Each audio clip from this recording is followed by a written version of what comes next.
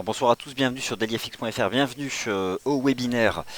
Alors pédagogique comme chaque jour du lundi au jeudi à 18 h, je vous invite à prendre connaissance de l'avertissement sur les risques liés au trading. Trader sur marche comporte un risque élevé et ne peut être recommandé à tout investisseur car cela peut générer des pertes qui dépassent votre capital de trading. Alors, Vincent Gann pour vous retrouver ce soir. On va rapidement revenir sur les éléments de la séance, sur le communiqué de la Fed, ce qui est attendu ce soir, et des stratégies qui se passent plutôt bien. Alors, ce sont des stratégies de trading technique qui vous ont été proposées en amont du communiqué de la Fed. Le long gold, le short pétrole, le long USD CAD, le long gold, le long euro CAD. Bref, des stratégies qui se déroulent bien, qui sont à peu près en gain latent. Mais voilà, devant nous, un événement monétaire qui peut les malmener, d'où l'obligation soit de prendre ses bénéfices, soit de gérer son risque, soit de prendre partiellement ses bénéfices et break-even sur le solde, donc le stop à votre prix d'entrée en tenant compte des frais. Voilà concrètement comment vous pouvez vous comporter. Alors, ce qu'on va faire, c'est que je reviens brièvement sur ce qu'on attend ce soir, sur ce qui est susceptible de se passer, un tour d'horizon des graphiques, vos questions, et puis ce sera bon pour aujourd'hui. Alors, ce que je voulais vous montrer, si j'y arrive. Alors, voilà, c'est parti. Donc, concrètement, voilà où vous devez aller ce soir. Donc, je vous donne le lien dans la section commentaires. Comme ça, vous pouvez cliquer comme moi. Hop, voilà. Donc je vous invite à cliquer dessus, je viens de le poster, hein, faites un clic droit, ouvrir sur une nouvelle page. C'est là, alors le site de la Réserve fédérale des États-Unis, il est assez complexe, donc faut le connaître un peu avant de s'y hasarder. Il y a un seul endroit qui compte ce soir, c'est la section qui est dédiée au Federal Open Market Committee, FOMC. Voilà donc à quoi ça correspond concrètement. Puisque souvent on suit un événement où on utilise un indicateur technique, on ne sait pas ce qu'il y a derrière. Le FOMC, c'est ça. Donc c'est en l'état le comité de politique monétaire de la Réserve fédérale.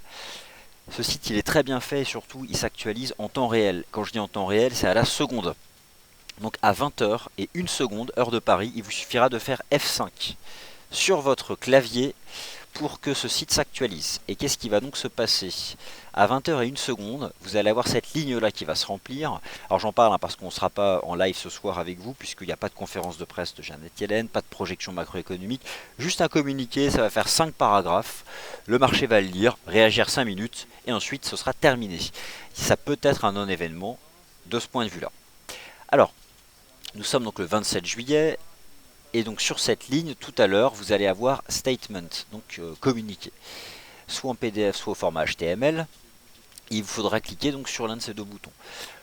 Bon, vu l'approche de la Banque d'Angleterre au mois de juillet et celle de la BCE, qui n'ont concrètement rien changé, et surtout la surprise, elle est venue de la Banque d'Angleterre, qui n'a donc pas baissé son taux principal, alors que bon, on s'y attendait après le vote des Britanniques. Par contre, elle devrait le faire le 4 août prochain. Donc là, ce que j'ai fait, hein, c'est pas le communiqué de ce soir, je ne l'ai pas avant vous, c'est celui du 15 juin.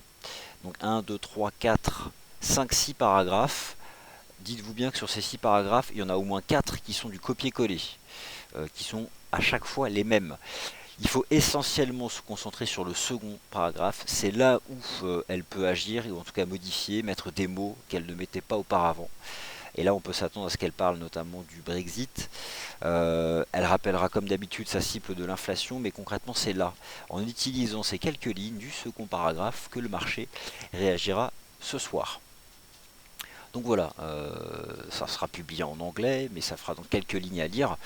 Et voilà, on peut même envisager dans certaines banques ou certains fonds que des robots screenent le texte pour identifier les mots-clés. Hein. Je vous garantis que ça existe pour savoir ensuite comment agir. Mais il faudra donc vous concentrer là-dessus. Alors je fais précédent, je reviens, donc c'est ici à 20 h, 1 seconde, vous cliquerez sur HTML, statement HTML, et vous aurez le nouveau communiqué de la Fed. Généralement elle parle de la macro US, c'est ce qu'elle a l'habitude de faire. Elle commence par le marché du travail, ensuite elle parle de l'inflation, c'est là-dessus que le marché donc va se focaliser. Et si vous regardez plus en détail le communiqué de la Fed, elle réserve très souvent son quatrième paragraphe à ce qu'elle appelle les développements internationaux. Alors, chaque banque centrale a son propre langage. Par exemple, la Banque centrale du Canada, elle parle des risques connexes. La Fed, elle parle des développements internationaux. Voilà, c'est toujours à peu près la même chose. Et donc c'est là où potentiellement elle pourrait parler des conséquences du Brexit, de l'instabilité politique en Europe ou pas. Et si en l'état elle fait rien, si dans sa section sur les développements internationaux elle ne parle de rien, eh bien ce sera plutôt un communiqué au quiche. Voilà, concrètement, ce sera donc ce qui sera mis à votre disposition ce soir par la Réserve fédérale. Et donc pas de conférence de presse, pas de prévision macro, pas d'autres éléments. Alors, cet après-midi, on a eu la publication des stocks de pétrole aux États-Unis, ce qui a entretenu le momentum baissier du prix du pétrole. Lorsque vous regardez l'analyse technique de Lucas Oil ou encore celle de l'US Oil, vous avez un prix qui baisse et un momentum qui baisse, sans divergence, sans rien. Donc techniquement parlant, ça peut aller plus bas. Et moi j'ai toujours cette cible sur Lucas Oil à 43,30. Mais vu la tête qu'a ce marché, j'ai clairement la vue de marché qu'on peut aller plus bas.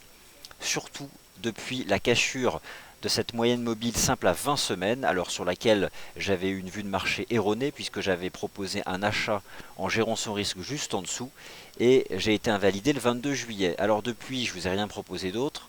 Par contre, j'ai rapidement basculé sur le taux de change USD CAD et EuroCAD en proposant des stratégies positives en lien d'ailleurs avec la baisse du prix du pétrole. L'once d'or, on est exactement au même prix que tout à l'heure, c'est un peu plus poussé, on est monté à 1329. Ce que vous voyez là sur le gold ne présage pas de ce qui va se passer ce soir, donc vous connaissez le principe, si vous avez payé la ligne chartiste, et je zoome, là il n'y a pas de tricherie, elle est là, la ligne de tendance haussière, et je l'ai collée au plus haut et au plus bas du mois de juin, donc il y a eu tout un tas d'opportunités de se positionner long depuis 2 séances. Généralement entre 1313 et 1318 dollars. Donc on vaut 1327. À vous de voir. Comment je passe le commentaire de Emric, il est marrant. Voilà, donc à vous de bien gérer la position dessus. On passe sur le marché d'échange.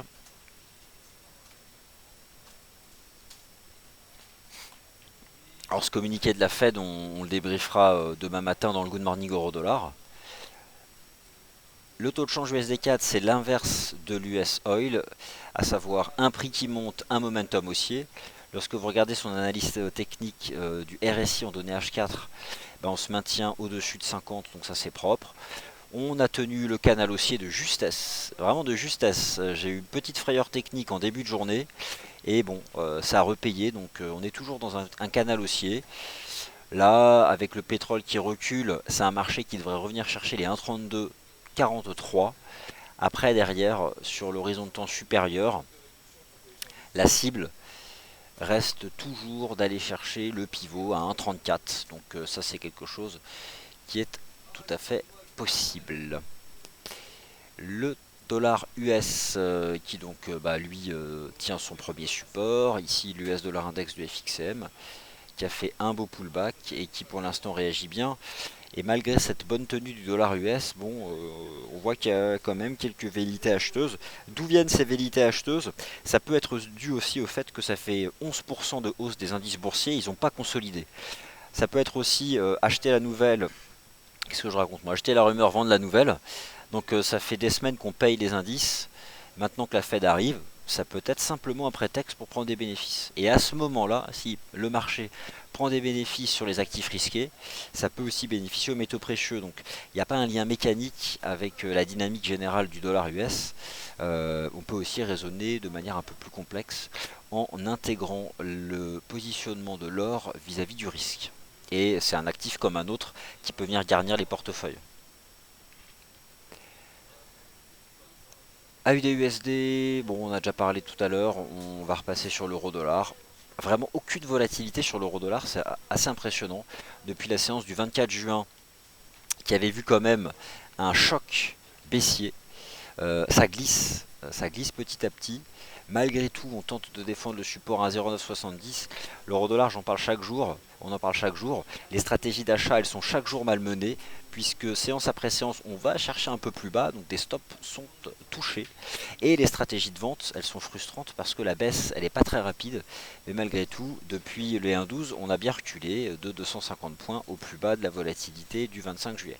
Je ne sais pas ce qui va se passer ce soir, mais dans le cas de figure où le dollar US consoliderait, ça permettrait donc à l'eurodoll de tenir son support, ou encore même au câble de tenir son support. 1,0970, 1,3060. 1,0970 c'est sur l'euro dollar et 1,3060 $ c'est sur le GBP USD, sont les niveaux horizontaux donc qu'il faut surveiller ce soir. On va passer en revue les indices boursiers. On verra que le DAX, après avoir atteint 10 350, il y a eu quelques prises de bénéfices avant la Fed. C'est normal, on a fermé la boucle, hein, puisqu'on a pour le coup vraiment effacé 100% de l'impact du Brexit sur les indices boursiers européens, en tout cas sur le GR30. Donc je vais repasser ici. Vous voyez le GR30, le CFD, pile poil, hein. Là vous avez le grand corps de rejet du 24 juin. C'était 10 347. Mais on les a fait, hein, et ça a été vendu. Donc on a eu un beau momentum haussier soutenu par cette moyenne mobile simple à 20 périodes sur l'horizon de temps 4 heures. On retrouve aussi sur l'Eurostoxx 50 qui lui échoue au contact de l'oblique baissière qui attrape tous les sommets depuis le 21 avril. Et le 23 juin, et on voit que là le marché prend des bénéfices. C'est aussi ça, en seconde partie de session européenne, ces prises de bénéfices qui ont déjà commencé à s'amorcer sur les indices boursiers en Europe, qui expliquent aussi probablement ce petit regain d'intérêt acheteur pour les métaux précieux. Donc au final, sur l'ensemble de l'après-midi, le dollar a gardé son cap, ce sont les indices boursiers qui ont reculé, et au final, ça explique l'amorce d'un rebond sur le gold. Donc je pense que les métaux précieux, au-delà du dollar, c'est surtout le rapport au risque.